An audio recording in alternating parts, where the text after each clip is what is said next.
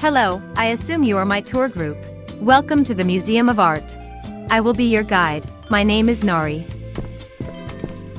Today, we will be exploring our exhibit on the movement of Romanticism artwork in America.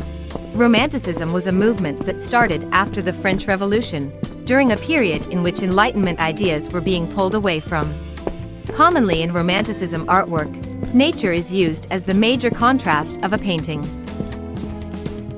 It's huge, unordered, and unable to be controlled, providing the perfect foil to man or God, whichever may be depicted in paintings of this movement. Major inspirations of this artwork came from Enlightenment thought, the disillusionment of it, and the ideas of order and disorder, and common themes include things from freedom to the belief that the imagination is superior to the real world, to the emphasis of individualistic natures. Overall, the style encouraged one to explore themselves as a person and the world. Our first painting is Washington Crossing the Delaware, painted by Emanuel Leutze in 1851. This painting, quite obviously, depicts George Washington as he crosses the Delaware River to confront the British without being seen. This painting was made during a time in which America was heavily split on issues, and brought a sense of unity and nationalism to the people who viewed it. Originally, this painting was meant to inspire reforms in Leutze's home country of Germany. However, the painting ended up striking a chord with many Americans, turning it into one of the most iconic scenes of the American Revolution, and leaving behind the original intent. The themes of this painting include freedom, a push into the unknown, and courage. Now, on to the next painting. Our next painting is the Oxbow, painted by Thomas Cole in 1836.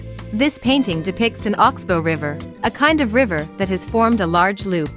Cole, in response to one Basil Hall's claim that Americans do not pay enough attention to their scenery, created this painting. It is meant to show off the uniqueness of the American landscape, with the untamed in the foreground, and farmland down in the background, next to the river. This contrast is meant to show the viewer just how vast and full of potential America is, that developed land is able to live right next to completely wild land. Themes of this painting include an appreciative return to nature, but more heavily, manifest destiny. The depiction of the wilderness implies the need to continue further forward, to conquer and create. It shows the beauty, but also the opportunity, of America. Alright, let's move on now. This artwork is titled California Spring, and it was painted by Albert Bierstadt in 1875. Bierstadt was known for his use of theatrical lighting, creating a stark contrast in his paintings. He belonged to the Hudson River Valley School and depicted the American landscape. He would travel out to the then unexplored western part of the U.S. in order to paint the scenery he found there. This painting depicts the Sacramento Valley in a heavenly glow. It is meant to highlight the beauty of the valley and to ignore the realities of living out west, which included difficulties such as droughts, infertile soil, and relentless poverty. The most major theme of this painting is manifest destiny, looking to portray the West as a welcoming place to move into and expand the U.S. into. Now, for our last painting. The final artwork in our tour today is The Rainbow, by George Inness, painted in 1878. Inness had also worked underneath the Hudson River Valley School, and held the same love for the American landscape in his artwork. This painting shows a stormy cow's pasture, and features its namesake in the background, a rainbow.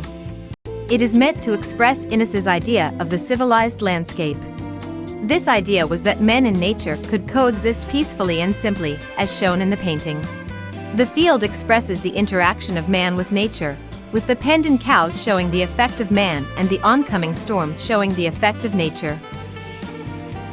Major themes of this painting include the interaction of man and nature, as well as the expansion toward the West in America. That concludes the tour of our Romanticism exhibit. Please feel free to book other tours with us. We will have more exhibits soon. Now get out, bye-bye.